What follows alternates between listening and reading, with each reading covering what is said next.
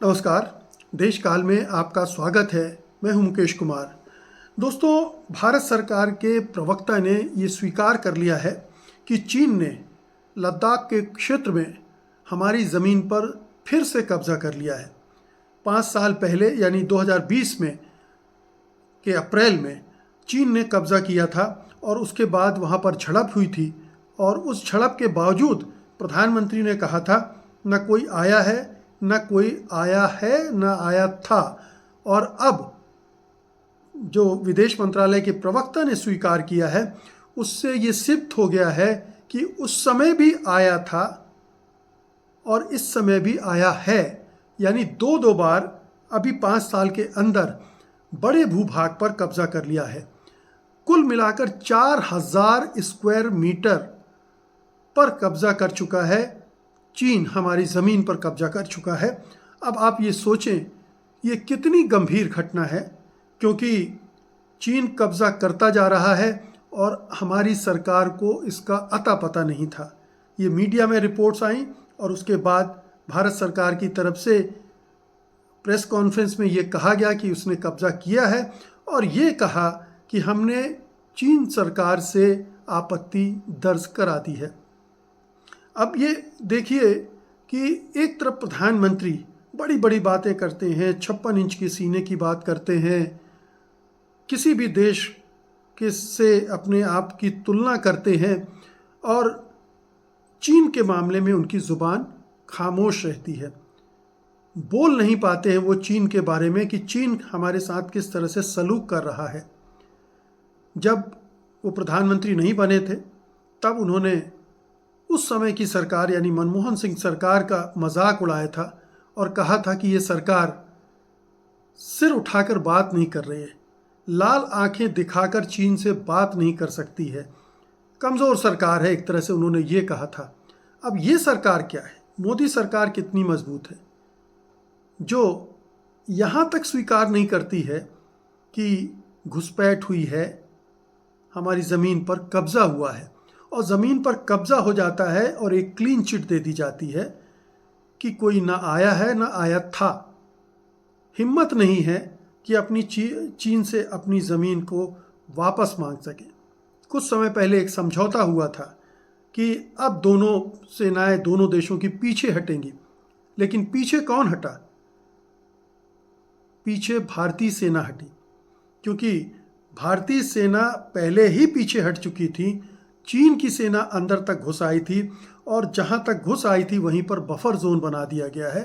यानी चीन हमारी ज़मीन पर 2000 स्क्वायर किलोमीटर पहले ही कब्जा कर चुका था। तो ये स्थिति है जहां पर हमारी मोदी सरकार बड़ी बड़ी बातें करती है, लेकिन जब मुकाबले की बात आती है तो पीछे हट जाती है। पाकिस्तान को धमकाना हो, बांग्लादेश को धमकाना हो, नेपाल को धमकाना हो, श्रीलंका मालदीव को धमकाना हो, तब तो आप इनके तेवर देख सकते हैं। लेकिन जैसे ही चीन का सामना होता है, इनकी घिग्गी बन जाती है, ये पूंछ दबाकर बैठ जाते हैं। चीन से बातचीत केवल 10 दिन बात हुई थी, जब चीन ने इसको अनाउंस किया था कि उसने हैतान प्रांत में 2 काउंटी बनाई है, नई काउंटी बनाई है। इसकी घोषणा 27 दिसंबर को उसने की थी और 18 दिसंबर को हमारे सुरक्षा सलाहकार अजीत डोभाल अमेरिका के माफ़ कीजिएगा चीन के विदेश मंत्री से बातचीत करने गए थे सीमा समस्या पर। उनको क्या पता नहीं था कि चीन क्या कर रहा है? काउंटी 2 दिन में नहीं बस जाती है, महीनों से तैयारी हो रही होती। तो अजीत डोभाल ने क्या वहाँ उससे बातचीत की थी? उनसे कहा था कि आप हमारी ज़मीन पर कब्ज़ा कर रहे हैं, वापस हटिए? अगर नहीं कहा था तो इसका मतलब है कि कमज़ोरी है। इनके पास जानकारी नहीं थी, तो ये तो और भी शर्मनाक बात है भारत सरकार के लिए कि उसकी इंटेलिजेंस फेलियर बार बार होती है, उसको वो दुरुस्ती नहीं कर पाती है। अभी कुछ समय पहले अक्टूबर में मेरे ख्याल से ब्रिक्स का सम्मेलन हुआ था। प्रधानमंत्री मोदी को ब्रिक्स के सम्मेलन में जाना था। वहाँ चीनी राष्ट्रपति शी जिनपिंग से मुलाकात करनी थी। तो आनन फानन में एक झूठा समझौता कर लिया गया कि हम पीछे हटेंगे, हम मतलब दोनों देश पीछे हटेंगे। लेकिन हुआ क्या? कुछ नहीं हुआ। इसीलिए सुब्रमण्यम स्वामी जो कि बीजेपी के नेता हैं, वो कह रहे हैं कि अगली जो बीजेपी की सरकार आए वो प्रधानमंत्री मोदी पर देशद्रोह का मुकदमा चलाए। आप समझ रहे हैं? प्रधानमंत्री पर देशद्रोह का मुकदमा चलाए क्योंकि उन्होंने देश के साथ धोखाधड़ी की है, उन्होंने देश से सच छुपाया है। सुब्रमण्यम स्वामी आलोचक हैं, कड़वी बात कहते हैं, हमले भी तीखे करते हैं, लेकिन उनकी इस बात में कोई गलत बात उन्होंने नहीं कही है, क्योंकि ये सरकार इसी तरह से काम कर रही। इस सरकार के पास कोई चीन से निपटने की कोई नीति नहीं है। ये कभी अमेरिका के पहलू में जाके बैठ जाते हैं, कभी यूरोपीय देशों के पहलू में बैठ जाते हैं, क्वाड के मेंबर के तौर पर चीन के खिलाफ मोर्चा खोलने की बात करने लगते हैं, चीन से रिश्ते बिगाड़ते हैं और फिर अमेरिका से भी रिश्ते बिगाड़ लेते हैं। तो ये है कहाँ? इनके किस देश के साथ संबंध अच्छे हैं? सिर्फ रूस के साथ, वो भी रूस के सामने अजीत डोभाल को माफ़ी मांगने जाना पड़ा था क्योंकि हमारे प्रधानमंत्री नरेंद्र मोदी यूक्रेन में जेलेंस्की के कंधे पर हाथ डालकर शांति की बात करने गए थे। कितना शर्मनाक है कि आपका सुरक्षा सलाहकार माफ़ी मांग रहा था, सफाई दे रहा था। तो ये स्थिति है। इस सरकार के पास ना तो कोई सामरिक नीति है, सुरक्षा नीति है, ना विदेश नीति है और आर्थिक नीति भी नहीं है, जिसकी वजह से हमारी डिपेंडेंस चीन पर बहुत ज़्यादा हो गई है। चीन से हम करीब 135 बिलियन डॉलर का आयात करते हैं और करीब 22 बिलियन डॉलर का निर्यात करते हैं। आप ट्रेड बैलेंस को देखिए, कितना अंतर है। हमारी फार्मास्यूटिकल इंडस्ट्री, दवाई बनाने वाली इंडस्ट्री पूरी तरह से चीन पर निर्भर है। अगर वहाँ से रॉ मटेरियल ना आए तो हमारे लिए मुश्किल हो जाएगा, हमारी इंडस्ट्री ख़त्म हो जाएगी। 2020 में जब ये घटना हुई थी, उससे इस सरकार ने कोई सबक नहीं लिया, कोई सीख नहीं ली। अगर सबक लिया होता तो हम अपने पैरों पर खड़े होने की कोशिश करते, चीन पर अपनी निर्भरता को कम करते। चीन से जो सामान आयात करते वो दूसरे देशों से टुकड़ों टुकड़ों में आयात करते ताकि चीन पर निर्भरता कम होती।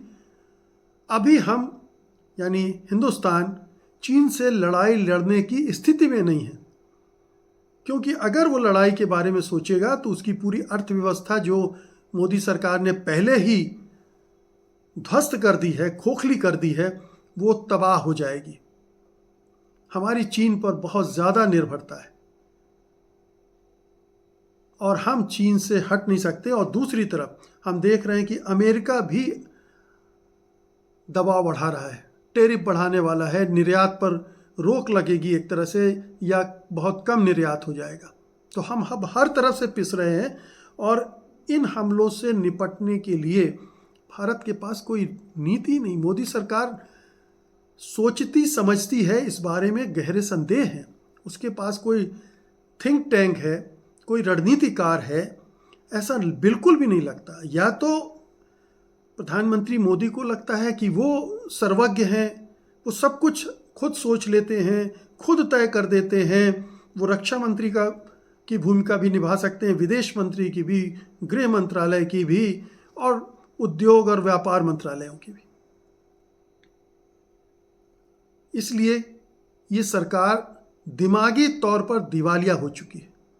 इसके पास कोई विचार नहीं है, कोई रणनीति नहीं है, कोई भविष्य का एक्शन प्लान नहीं है और इसलिए हम चीन के सामने बहुत ही दुर्बल दिख रहे हैं।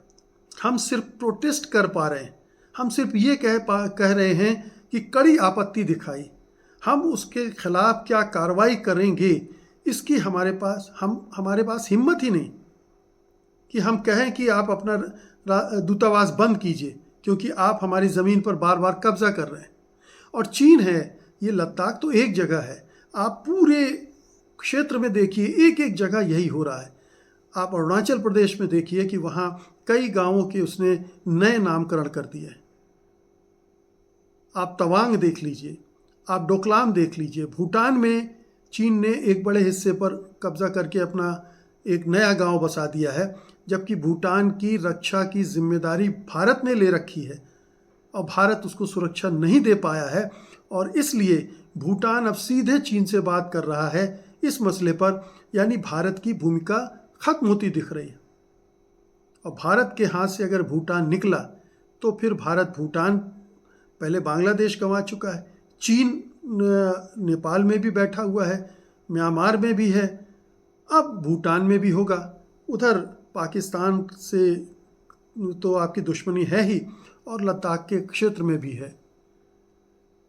तो ये चारों तरफ से वो हमें घेर रहा है, धीरे धीरे अंदर घुस रहा है और हम किसी तरह का प्रतिरोध नहीं कर पा रहे हैं, किसी तरह से रोक नहीं पा रहे हैं।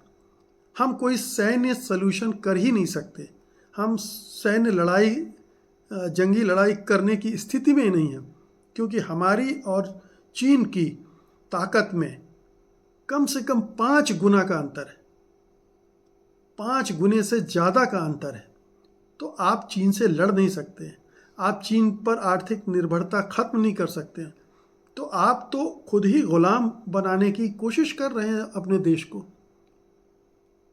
चीन जब चाहे जैसे चाहे हमारे हाथ मरोड़ सकता है, हमारी ज़मीन पर कब्जा कर सकता है, और अगर उसने अर्थव्यवस्था की नौब बंद कर दी तो यहाँ त्राही त्राही मच जाएगा। लेकिन मोदी सरकार चुनाव लड़ने में मस्त है। मोदी जी को चुनाव चाहिए, चुनाव लड़ना है, चुनाव जीतना है, एकमात्र उनके जीवन का ध्येय यही है। उनको एकमात्र काम अगर कोई आता है तो यही आता है, हर समय वो चुनाव लड़ने की सोचते रहते हैं। दिल्ली के चुनाव की आपदा दिखा रहे हैं वो, लेकिन देश पर इतनी बड़ी आपदा मंडरा रही है, इसके बारे में 2 शब्द बोलने में घबराते हैं। उनकी ज़ुबान पर चीन शब्द नहीं आता है इस घुसपैठ के संदर्भ में, भारतीय भूमि पर कब्जे के संबंध। तो आप सोचें कि इन हाथों में क्या देश सुरक्षित है? क्या मोदी सरकार देश को सुरक्षा प्रदान कर सकती है? है उसमें कुवत, है उसमें काबिलियत, उसमें हिम्मत है? दिखाने के दांत बहुत हैं, खूबसूरत हैं, बड़े बड़े हैं, खाने के दांत नदारद हैं। 56 इंच की छाती की चर्चा बहुत होती है, लेकिन चीन के सामने आते ही वो धड़ से 36 इंच भी नहीं रह जाती। ये स्थिति है प्रधानमंत्री नरेंद्र मोदी की, उनकी सरकार की और उनकी तमाम नीतियों की। बहुत ही चिंता की बात है पूरे देश के लिए और शर्मनाक तो है ही। बहुत बहुत शुक्रिया आपका, धन्यवाद, नमस्कार।